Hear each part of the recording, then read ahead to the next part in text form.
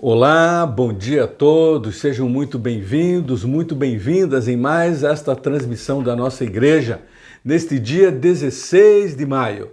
Que bom que você está com a gente em mais um estudo da Palavra do Senhor.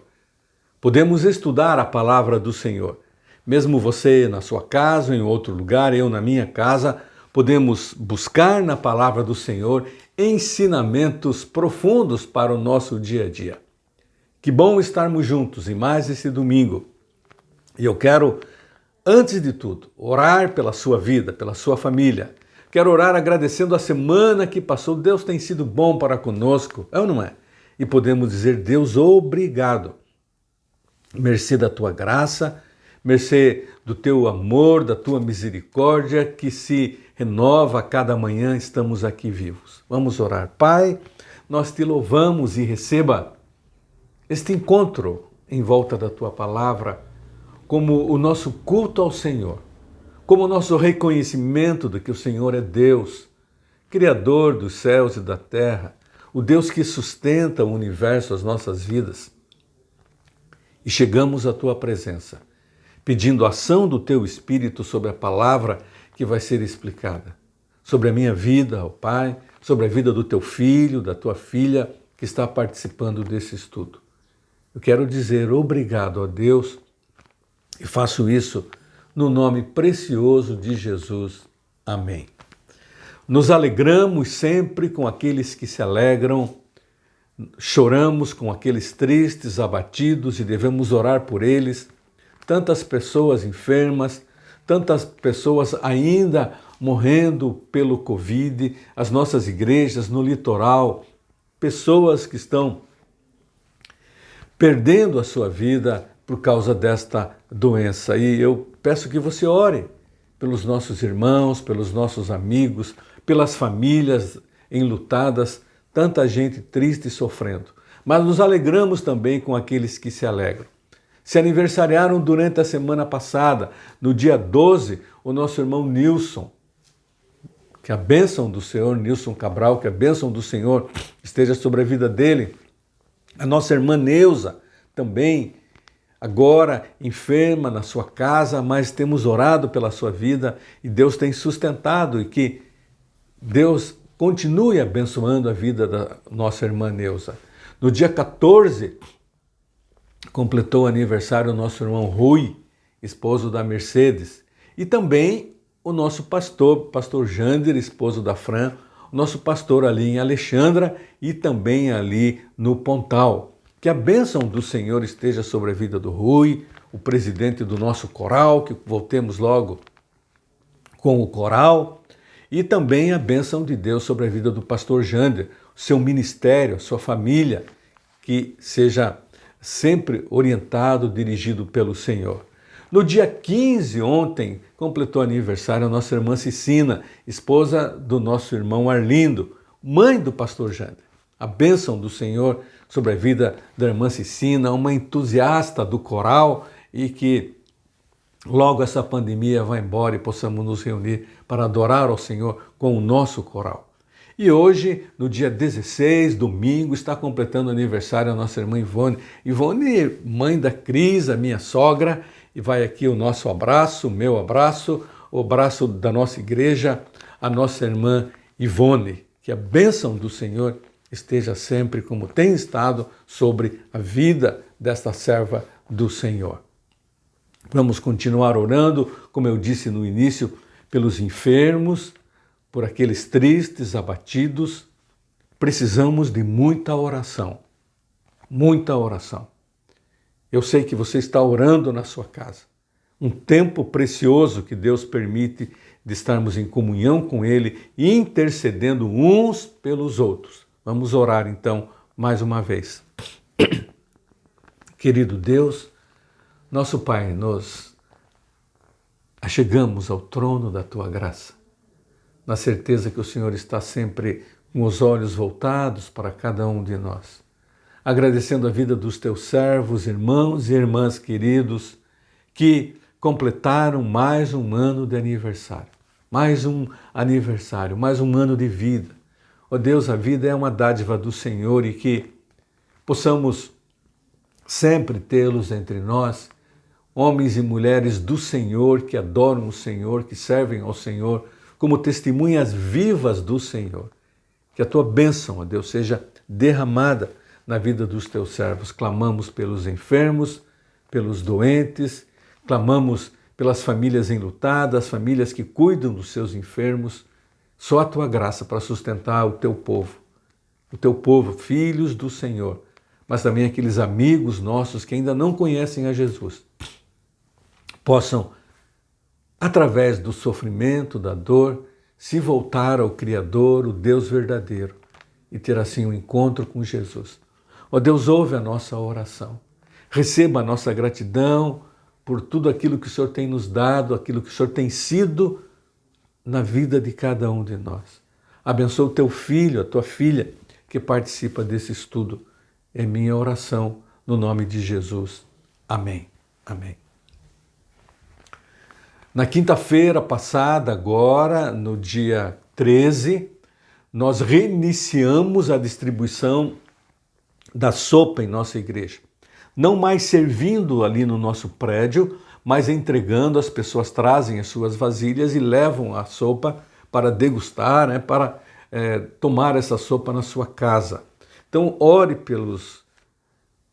por aquelas famílias que estão recebendo, ore pela equipe que está cozinhando ali, chefiados pela Silvia e a Rosaninha, e as outras irmãs e irmãos que ajudam na compra, e que a bênção do Senhor esteja sobre essas vidas que servem ao Senhor, ajudando famílias em situação de risco. Ore e participe toda quinta-feira.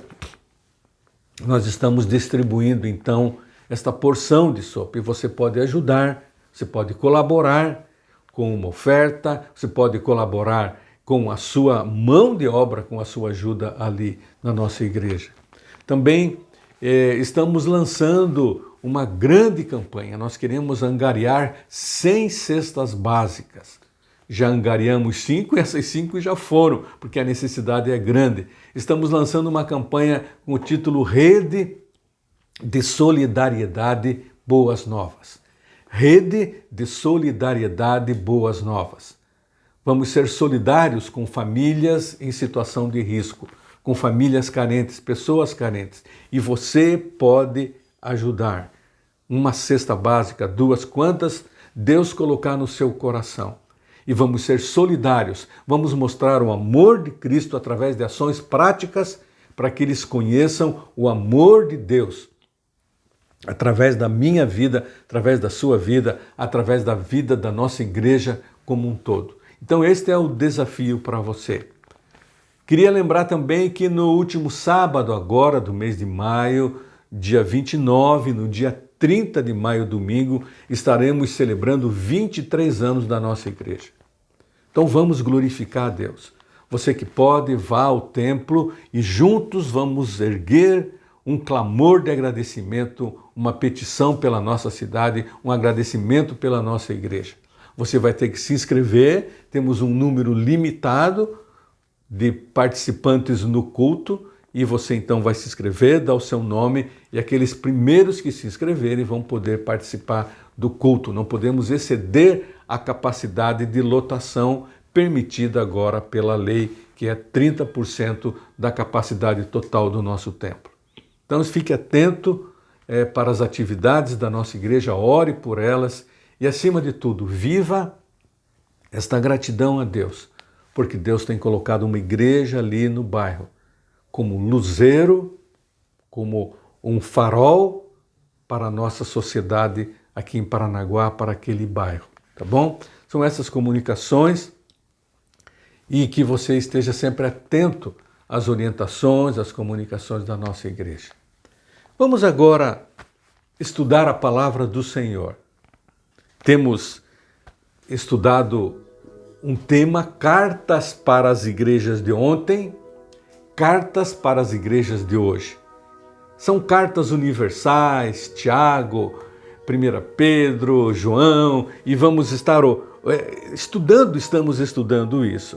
E agora o que temos visto é a carta de Tiago. Eu tenho repetido isso sempre, que redescobrir Tiago hoje é algo importante para a minha vida e para a sua vida. Por quê? Porque Tiago é uma carta muito prática, e ele é incisivo. Fé sem obras é morta. Uma igreja, uma religião, um cristianismo que não tem uma ação proativa, na verdade não existe. Ela trata de solidariedade, uma religião vivencial, né? E Tiago ele coloca ali no capítulo 1, já estudamos isso, se alguém se considera religioso, mas não refreia sua língua, engana-se a si mesmo, sua religião não tem valor algum.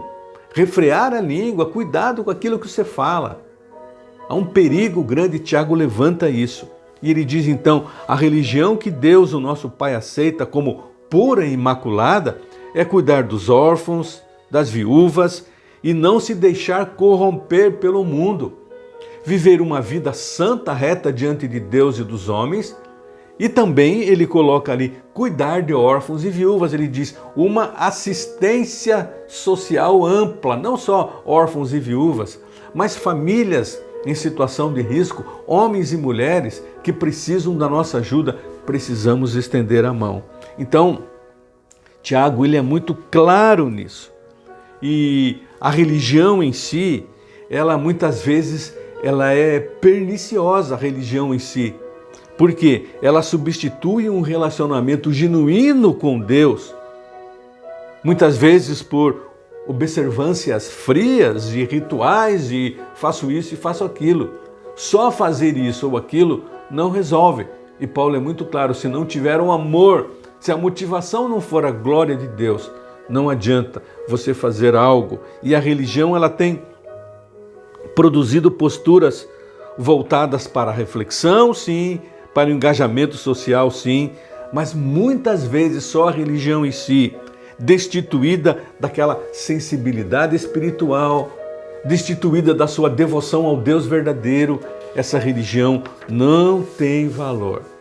E eu quero repetir o que eu já tenho falado, quem sabe no domingo retrasado.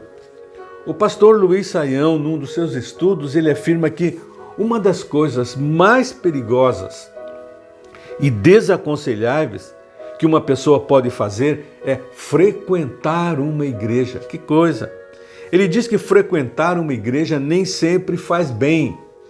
Pode fazer mais mal do que bem. E por que ele diz isso? Ele diz assim que frequentar uma igreja pode fazer mais mal do que bem.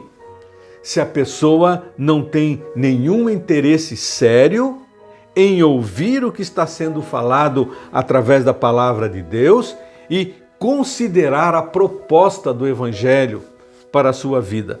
Se a pessoa não tem a mínima intenção de considerar a proposta do Evangelho, que é a proposta de Cristo para a sua vida, geralmente frequentar uma igreja prejudica a pessoa em vez de ajudar esta pessoa.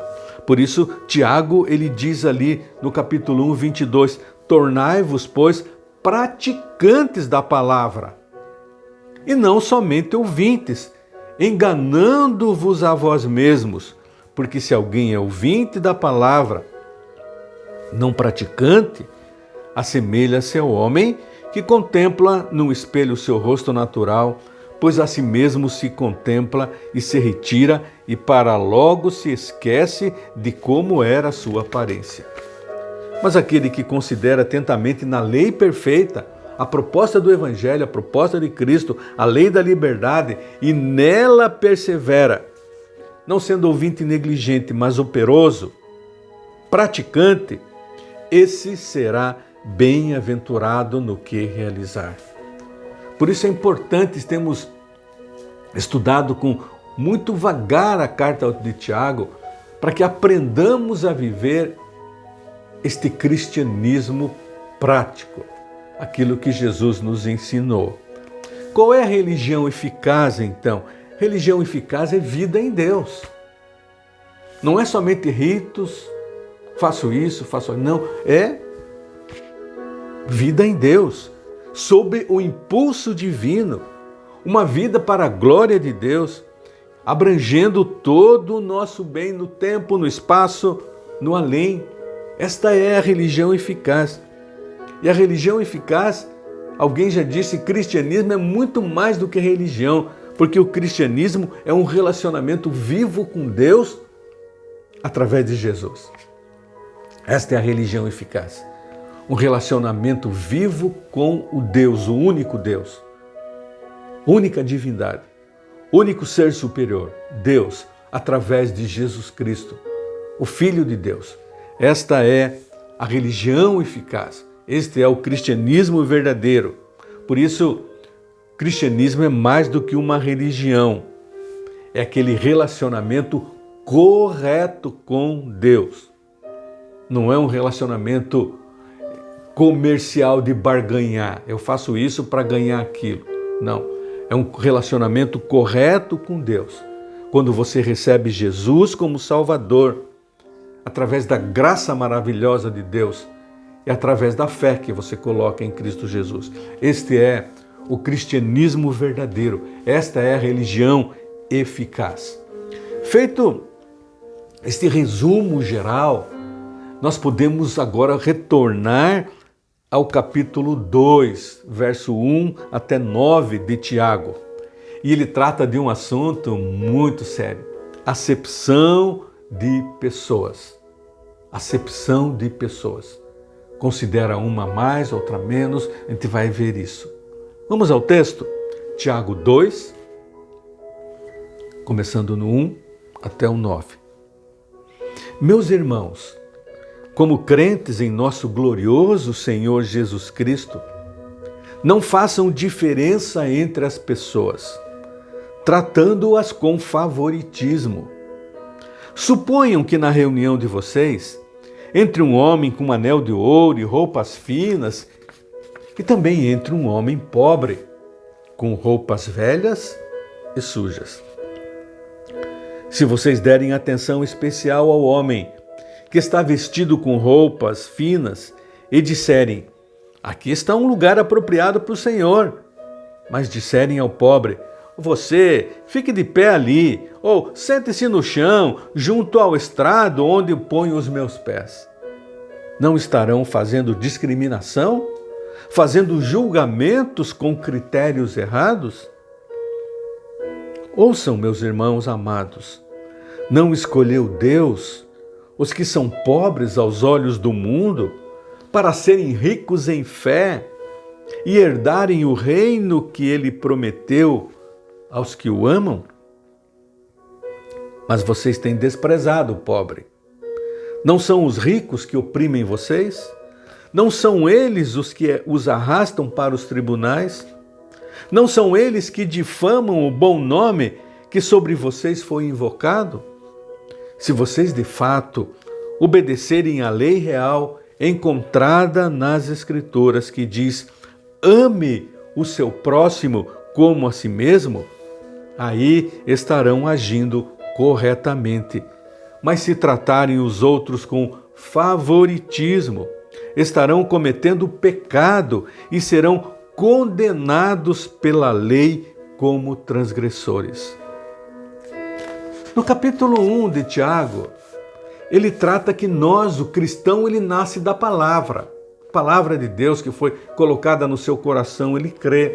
Ele ouve a palavra, ele acolhe a palavra, mas também ele deve praticar esta palavra.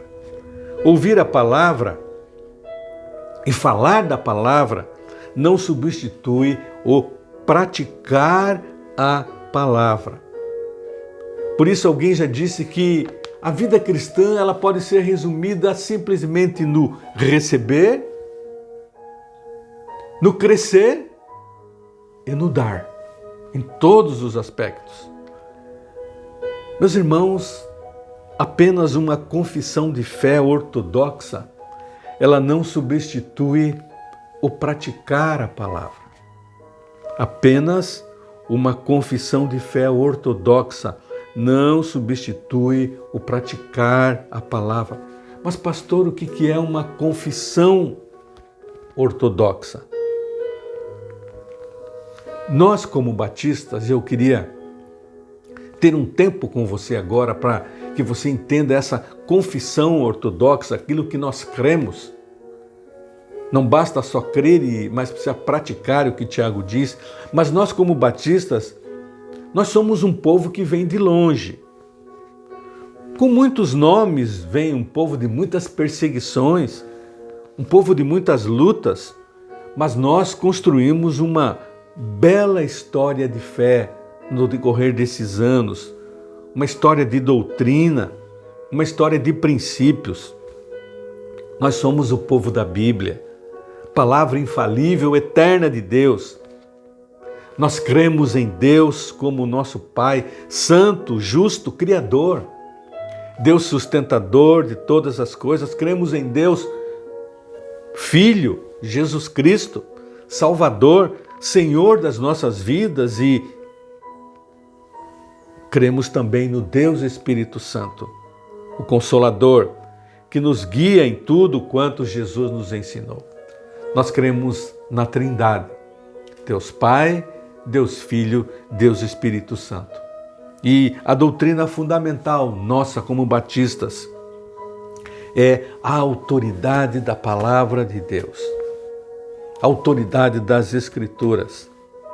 E quais são alguns dos princípios e doutrinas que nós defendemos como batistas que estão na Bíblia? E eu quero ter esse tempo agora para relembrar você disso. A primeira doutrina ou princípio é: Cristo é o Senhor da igreja e dos crentes. O objetivo nosso como crentes e o objetivo da igreja é glorificar a Jesus. Ele é o Senhor pessoal, Ele é o cabeça da igreja, Ele é o dono da igreja. Nenhuma igreja batista está sujeita a outra autoridade a não ser Jesus Cristo. Somente Jesus é o Senhor da igreja. Eu edificarei a minha igreja, disse Jesus. Nós cremos também em um outro princípio, é a autoridade suficiente das Escrituras. A Bíblia, meus irmãos, é a única regra de fé e prática. Fé, aquilo que você crê, e prática, aquilo que você pratica. A regra de fé das igrejas batistas, alguém já disse que é o Novo Testamento. Os batistas creem na inspiração da Bíblia toda, Velho e Novo Testamento. Mas uma orientação sobre a igreja, ela se encontra no Novo Testamento. Nós, como batistas, cremos que o batismo é a imersão de um crente como ato de obediência.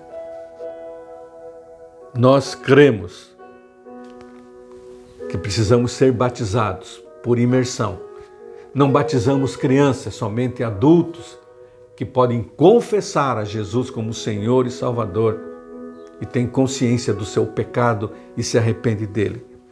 Um outro princípio nosso como batistas é a liberdade religiosa. Nós cremos e praticamos a separação da igreja do Estado. Somos contrários a uma igreja estatal ou uma igreja ligada ao governo ou uma igreja financiada pelo governo. Nós cremos na liberdade de consciência. Nós cremos que o homem é livre. Cremos que o homem tem que procurar a Deus de livre vontade, porque ele mesmo quer, nunca forçado por alguém ou por uma instituição ou pelo Estado, nunca obrigado a crer. Deus mesmo, ele não obriga o homem a comungar com ele, muito menos o homem deveria obrigar o outro homem a fazer algo que Deus se recusa a fazer. O princípio da liberdade religiosa, alguém já disse, é o troféu dos batistas. Mas nós cremos também na perseverança dos crentes. Creem os batistas que a salvação é uma vez para sempre. Deus guarda o salvo, o verdadeiro salvo, pelo poder divino. Os crentes verdadeiros, eles hão de perseverar na graça, não perdendo a salvação. É da natureza salvadora da fé manter o crente firme até o dia da volta de Jesus. Mas nós cremos também numa igreja autônoma. Creem os batistas na política congregacional. A congregação define os rumos de uma igreja autônoma. Nenhuma igreja está submissa a outra. Os batistas praticam a cooperação entre as igrejas em amor, nunca por uma ordem, nunca por constrangimento. Nós cremos também no batismo, na ceia do Senhor como memorial. Nós rejeitamos a ideia de sacramento e praticamos o batismo como uma ordem do Senhor e a ceia como um memorial. Nós cremos também que a salvação é somente pela fé em Jesus Cristo. Jesus é o único caminho. O único nome entre os homens que nós devemos invocar, Jesus Cristo. Nós rejeitamos como meio de salvação a lei, nós rejeitamos como meio de salvação a igreja, nós rejeitamos como meio de salvação as ordenanças, os líderes da igreja, as obras. A salvação, diz a palavra, é um dom de Deus que Ele concede àquele que pessoalmente põe a sua fé em Cristo. Se você coloca a sua fé em Cristo, a salvação vem. Ela é dádiva de Deus. Alguns princípios batistas para nós recordarmos. E é bom sempre recordar aquilo que nós cremos. Por quê? Para analisarmos e vermos se estamos praticando aquilo que cremos. Você tem praticado esses princípios batistas? Você tem vivido esses princípios, essas doutrinas que são bíblicas, extremamente, intimamente bíblicas? Você tem falado e anunciado isso às pessoas? É a briga, entre aspas, de Tiago. Não basta apenas ouvir, você tem que praticar, tem que anunciar essa verdade. Por isso, Tiago ele coloca muito claramente, apenas ter uma confissão de fé ortodoxa, e nós como batistas temos uma confissão de fé, temos princípios, mas somente isso não vai substituir ou praticar estes princípios ou praticar a própria palavra de Deus. Um exemplo clássico de prática da palavra é a parábola que Jesus contou do bom samaritano. Aquele homem estava caído na estrada, ele foi assaltado, estava machucado, e passam por ele um sacerdote, um levita e um samaritano, que era um inimigo do judeu. E quem foi acolher aquele homem caído, prostrado, necessitado, foi exatamente o samaritano. Não foi o levita nem o sacerdote. Na verdade, o sacerdote e o levita, eles tinham uma fé ortodoxa. Eles viviam uma religião. Eles serviam no templo, o sacerdote e o levita, mas eles falharam em viver aquela fé ou aquele ensinamento que eles estavam muitas vezes lá dentro do templo praticando. A fé ortodoxa, ela estava morta na vida deles. Não adianta você servir no templo, servir na igreja, ter um ministério, se você não estende a mão ao necessitado. E é isso que Tiago fala. Mais do que uma confissão de fé, mais do que doutrinas, nós precisamos praticar a palavra. E Tiago ele mostra que a maneira como nós nos comportamos com as pessoas, preste atenção, a maneira como nós nos comportamos com as pessoas indica o que realmente nós cremos sobre Deus. A maneira como eu ajo, como eu falo, como eu me comporto, mostra realmente aquilo que você crê sobre Deus. E nós não podemos separar relacionamento humano de comunhão divina. João, na sua primeira carta, verso 4, 20 e 21, diz assim: se alguém afirmar, eu amo a Deus, mas odiar o seu irmão, é mentiroso. Pois quem não ama seu irmão, a quem vê, não pode amar a Deus a quem não vê. Ele nos deu este mandamento: quem ama a Deus, ame também o seu irmão. Ame também o seu irmão. Nesse texto, Tiago diz que nós podemos testar a nossa fé. Olha bem, testar a nossa fé como nós tratamos as pessoas. Começando na nossa casa, começando na nossa família, começando na nossa igreja, começando no nosso relacionamento, onde trabalhamos, onde vamos, nas compras, onde quer que seja. Você vai, é um teste como você tem a fé firmada em Deus. A questão fundamental, na primeira parte do capítulo 2 de Tiago, que nós já lemos, é esta: o verdadeiro seguidor de Cristo não pode acalentar, ou seja, ele não pode fazer acepção de pessoas. E infelizmente é um mandamento ignorado. Tiago 2:1 ele diz: meus irmãos, como crentes em nosso glorioso Senhor Jesus, não façam diferença entre as pessoas, tratando-as com favoritismo. Não façam diferença, não façam acepção de pessoas, porque fazer acepção de pessoas significa tratar certas pessoas de maneira diferente, usando medidas diferentes para julgar.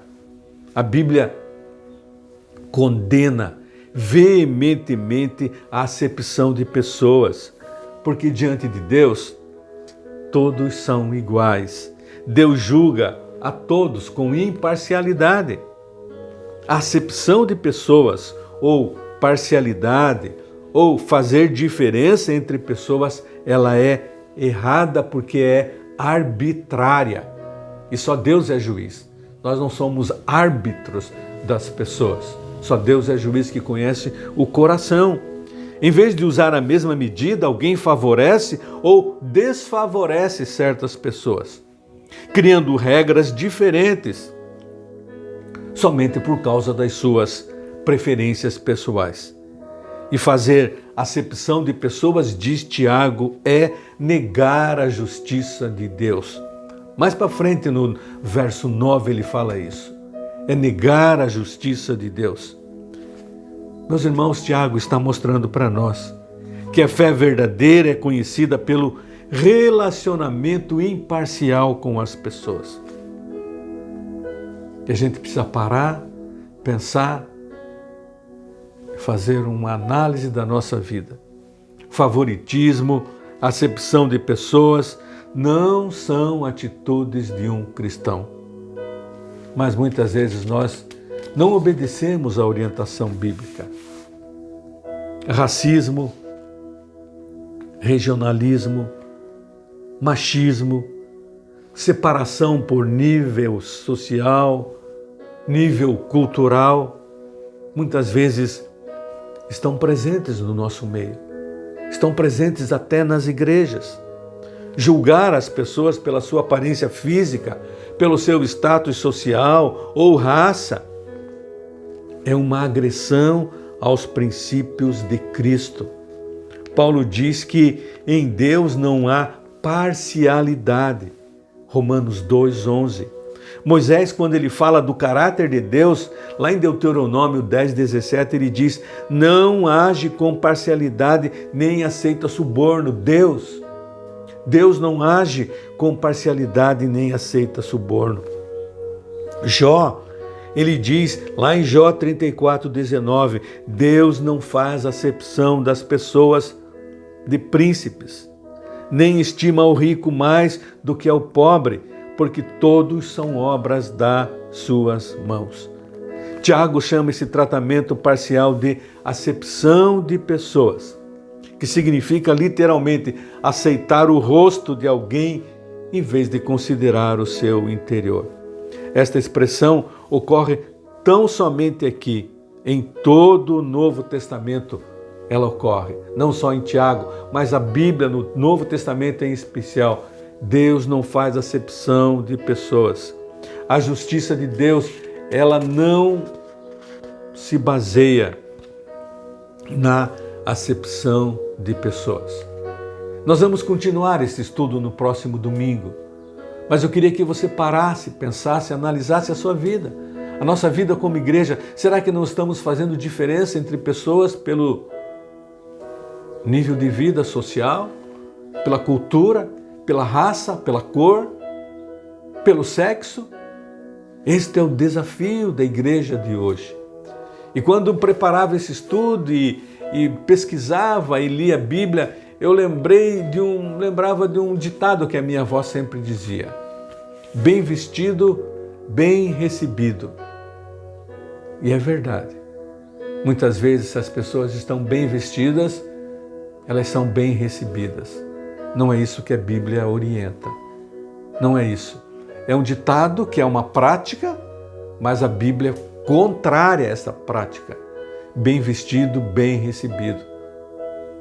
Não podemos olhar só o exterior. Nós precisamos olhar o interior. Nós precisamos olhar aquilo que Deus olha. E é o desafio da igreja hoje, com tanta discriminação, sexo, raça, cor, nível cultural, nível social, a Bíblia é frontalmente contra. Deus, ele não faz acepção de pessoas.